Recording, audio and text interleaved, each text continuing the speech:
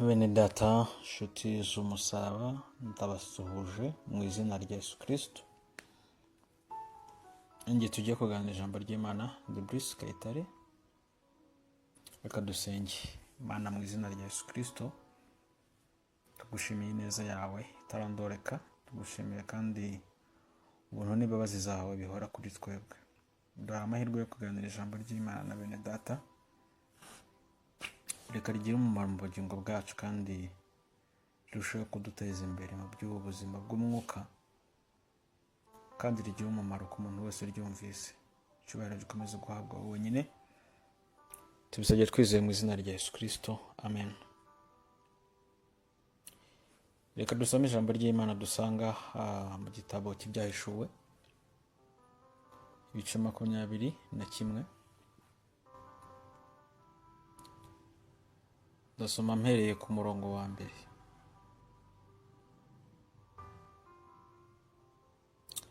Haranditswe ngo mbona ijuru rishya n'isi nshya, kuko ijuru rya mbere n'isi ya mbere byari byashize, n'inyanja yari itakiriho.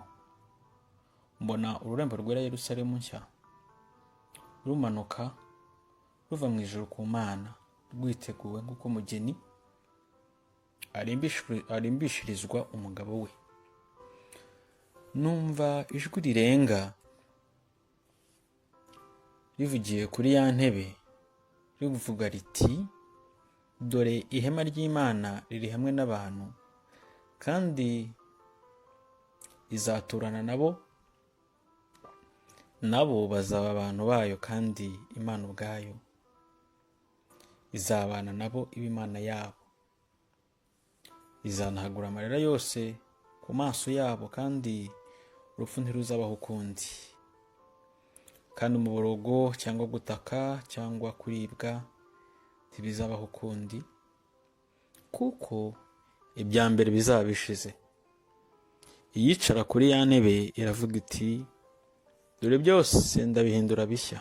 Kandi iti, andika, kuko ayo magambo ari ayo kwizerwa, ari n'ay'ukuri. Kandi iti, birarangiye. Ni jye Alufa na Omega, tangiriro n'iherezo. Ufite inyota nzamuhera ubuntu kunywa ku isoko y'amazi y'ubugingo. Unesha azaragwa byose, nanjye nzaba Imana ye, nawe abe umwana wanjye.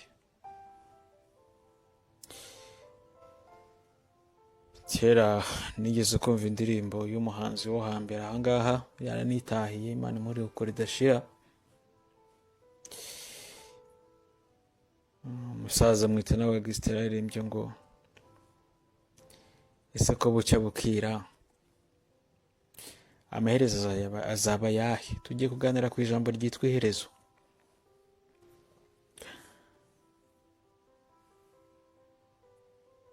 Haleluya.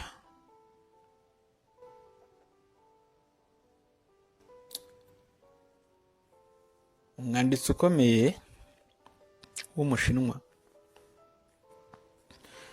wabayeho mu kinyejana cya 5 mbere ya Kristo yitwa Lao Tzu. Yaravuze ati, ubuzima n'uruhererekane rw'impinduka karemano. Aravuga ngo ntituzirwanye kuko bitera agahinda gusa. Ni ngombwa ko ibiriho byakirwa nk'uko biri. Reka ibintu bikomeze bigende uko bishaka mu mujyo karemano wabyo. Mwiswahili we yaravuze ngo, kilicho na mwanzo kina mwisho.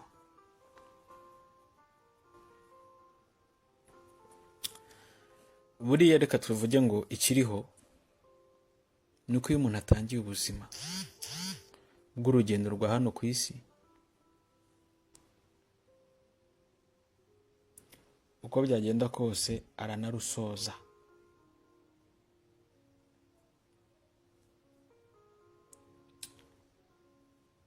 Icyo twakwibaza rero, ubu buzima tubayemo, twatangiye, twisanzemo, ese tububamo gute? mbese tuzabusoza dute? hari umuhanga kandi akaba n'umuyobozi mu by'idini w'umwongereza wabayeho mu kinyejana cya 17 nyuma ya Kristo, yitwa Thomas Fuller. yaragize ati, tuvuka turira, tukabaho tuganya, tugapfa twicuza. hari igihe tubaho ntitumenya ko turiho. birashoboka kandi ko twaba turimo tugenda dusatira urupfu, tukaba tutazi ko turimo tugenda. birashoboka yuko tuzi kandi ko urupfu narwo ruhari, ariko tukaba twibwira ko tutazapfa. birashoboka ko dushobora kubaho tutananezerewe, tukanifuza gupfa, ariko rwakomanga tukarubwira tuti reka tuzogenda hageze, tukibwira ko urupfu rutaranaza. kandi nta n'umuntu n'umwe ushaka kugenda nubwo wamubwira ngo arajya mu ijuru. dushobora no kuba twibwira ko tuzarama, cyangwa icyo twita kurama ntitugisobanukirwe neza, kikaba atanari nacyo. dushobora no kwibwira ko gupfa muri iki gihe ari ugukenyuka, nabyo bikaba atari byo. hari igihe umuntu yitekerezaho cyangwa agatekereza kuri ibi bikamucanga, ukibaza ngo kuri ni ukuhe, twafata iki, tukareka iki, ni iki cy'ingenzi dukwiriye gukora? reka tuganire. inkomoko y'ibintu byose ni impinduka yaje iti. Bibiliya itubwira ko Imana ari umuremyi w'ibintu byose. ni nayo kandi yaremye umuntu mu rukundo rwayo, imuha umwuka w'ubugingo, ngo uwo muntu aba ubugingo buzima.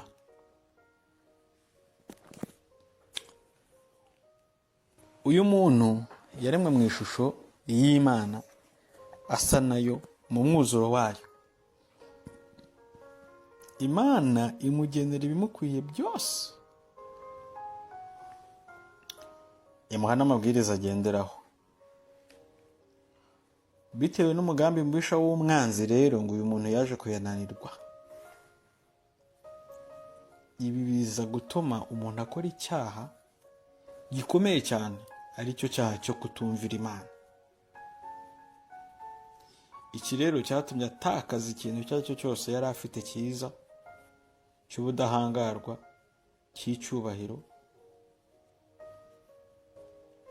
bituma uyu muntu aba atandukanyijwe n'Imana mu buryo bwa burundu kubera icyaha. ni nuko urupfu rwinjiye.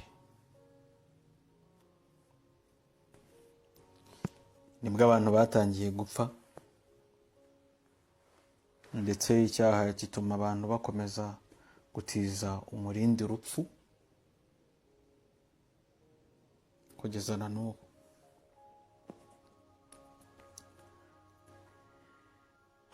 iyo usesenguye ubona ko guhera icyo gihe imyaka y'abantu yatangiye igabanuka. Adamu yabayeho imyaka 930. umuntu wa mbere waramye akabaho imyaka myinshi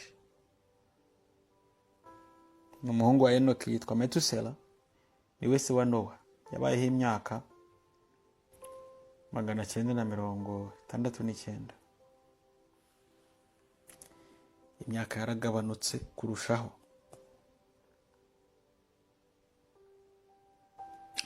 ibyaha bimaze kugwira, Imana yakomeje kugabanya iminsi ya muntu. Mose we yarabyitegereje asanga imyaka yacu y'uburame ngo ni 70. umunyantege nyinshi arama 80, ariko yongeraho akadarwa ngo ibyiratwa byayo nabyo ni imiruho. uko utinda mu isi nuko ubona byinshi biruhanyije, cyangwa se ni kugenda ujya ku buribwe.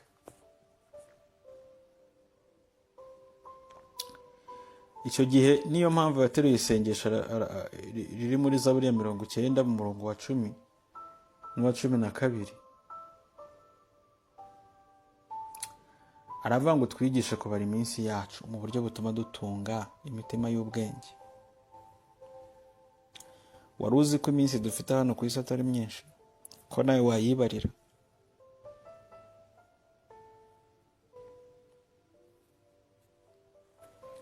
uyibara ute se? fata iminsi y'umwaka 365 ukube n'imyaka 70 cyangwa se 80. urabona ingahe? kuramo iyo umaze urebe isigaye, kandi aho nta ndwara yakwishe, nta mpanuka uraho.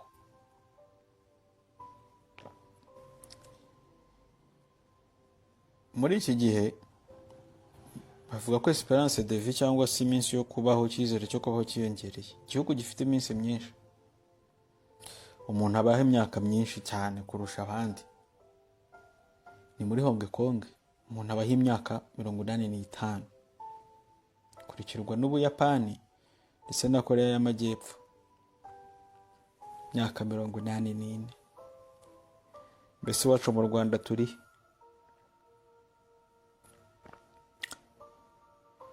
umwaka washize wa 2024 wagaragazaga ko icyizere cy'ubuzima mu Rwanda cyazamutse. turi hagati y'imyaka 68 na 70. ubu ngo turi ku mwanya w'154 mu bihugu 203 bituye isi, mu gihe byemewe ari 195.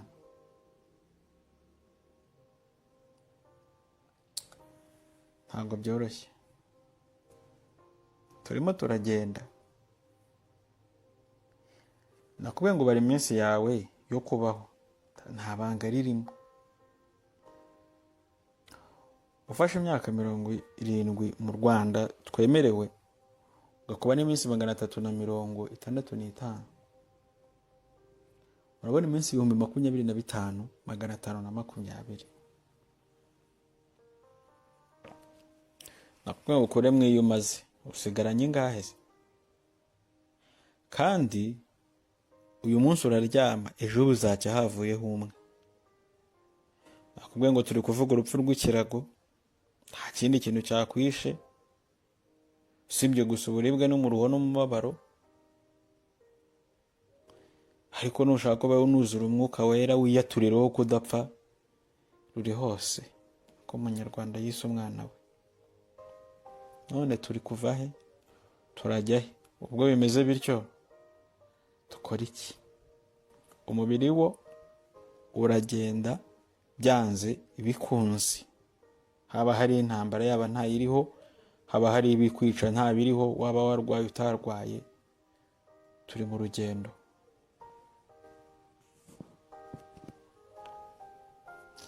Imana rero yashyizeho andi mahirwe cyangwa ubundi buryo bwo kongera kubaho. ayo bayita amahirwe ya kabiri umuntu yahawe.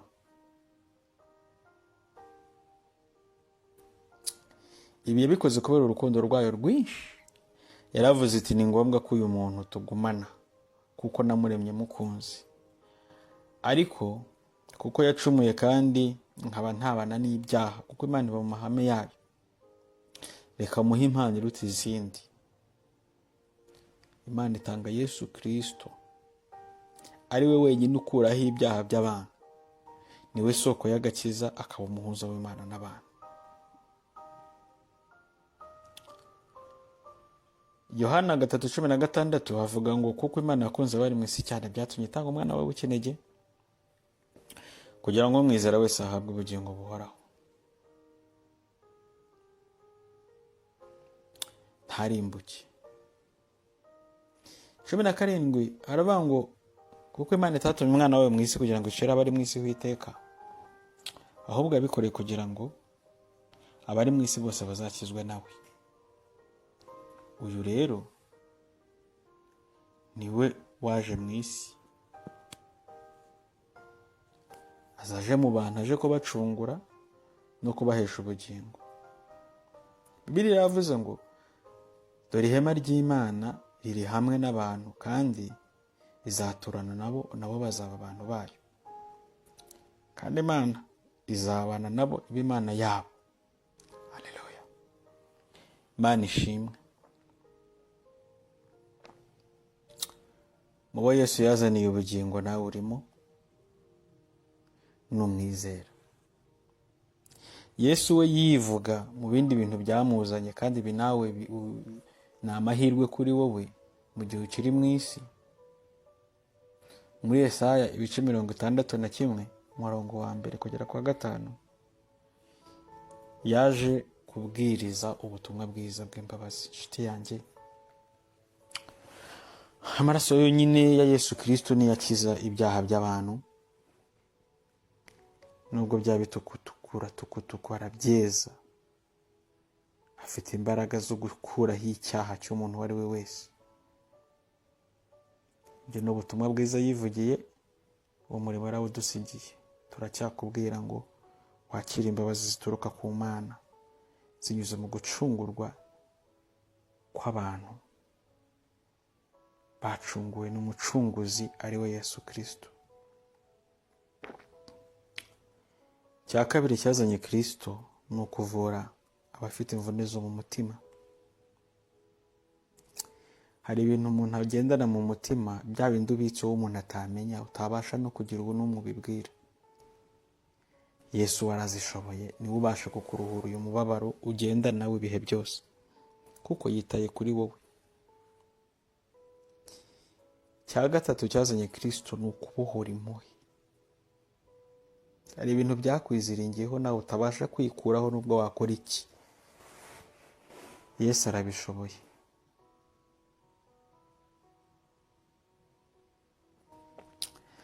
Yesu kandi yaje kukumenyesha umwaka w'imbabazi,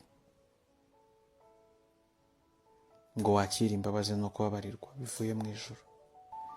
Hariho ikindi kintu gikomeye, ngo n'umunsi wo guhoreramo inzigo ku bantu banze kumwakira.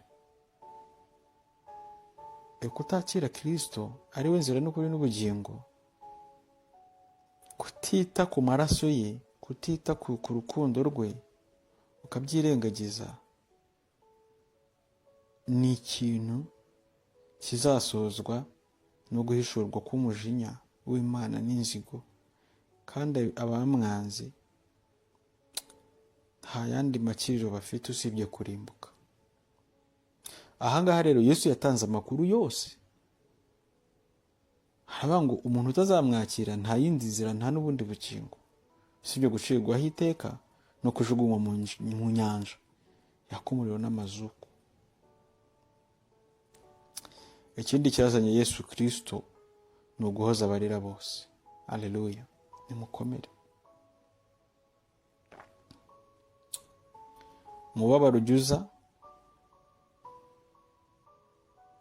ukatubabaza tukawumva, ariko Yesu niwe wenyine umara umubabaro, agatanga umunezero mu cyimbo cyo kwirabura, agatanga ibyishimo mu gihe cy'umutima wihebye.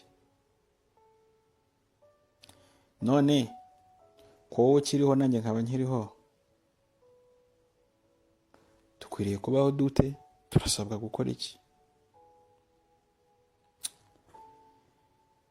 Dukwiriye kubaho rero ubuzima bwo guhesha Imana icyubahiro, kuko Imana yaravuze ngo munzanire umuntu wanjye we naremeye kumpesha icyubahiro. Bivuze ngo iki? Dukwiriye kureka ibyaha tugahomba inyungu ibyaha bituzanira kubwo kubaha Imana. Icyo nicyo kigukwiriye.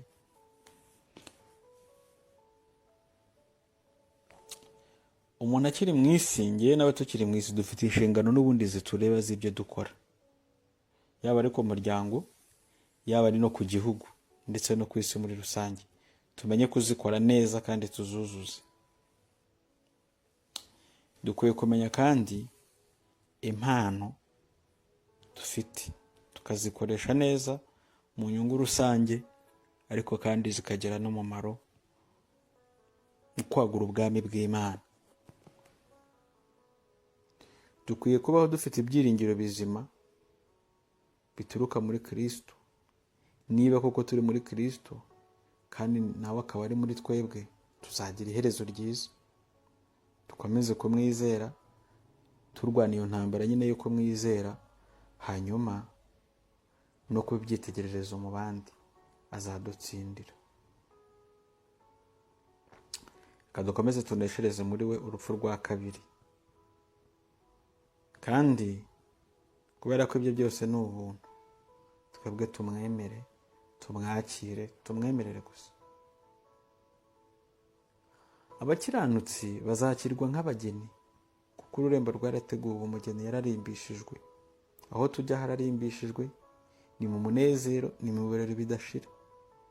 Nta kurira, nta guhekenya amenyo, nta ndwara, nta gupfusha, nta n'ibyago. Dusoza nshuti yanjye, wowe unteze amatwi, wowe wumvise ikiganiro, ndagira ngo wowe wumvise ijambo ry'Imana, tekereza. Ndagira ngo nkwibutse ko ubuzima tubayemo burashira, ntabwo buzahoraho. Ndagira ngo nkwibutse kandi ko Imana yamaze kurema ubuturo bushya tuzabamo nitwemera kwakira Yesu nk'umwami n'umukiza. Ndagira kandi nkwibutse ko ijuru rihari kandi n'abarijyamo barahari. Nakwibutsaga ko n'umuriro uriho kandi n'abawujyamo nabo barahari. Aho hombi mvuze ntabwo haruzura. Amahirwe tugifite ni uko tugihumeka. Ugihumeka burya aba afite amahirwe yo guhitamo kandi n'umukandida w'ibintu byose. Dukwiye guhitamo neza tukazagira iherezo ryiza. Tekereza ku iherezo ryawe. Nubwo ukiri hano, ntabikubwiye ko urimo uragenda, ukwiye kwibaza ngo nimba ndajya he. Shalom. Kangu dusenge. Mana, ndagushimiye ko bw'ijambo ryawe rizima ritwibukije yuko nubwo turi hano mu isi, dufite urugendo turimo tugenda, kandi imbere ahangaha hari iherezo. Bitewe n'amahitamo y'umuntu, abantu bazagira iherezo ryiza, abandi bagira iribi. Duhe imbaraga zitubashije guhitamo Yesu Kristo, ari we kubaho, ari we bugingo, ari we buhungiro, ari we nzira ijya mu ijuru, kugira ngo tuzabane nawe akaramata tubaye mu munezero. Utubashishe tukiri hano mu isi rero, kugira ngo tuzagere iwawe amahoro. Tubisabye twizeye mu izina rya Yesu Kristo. Amen. Amen.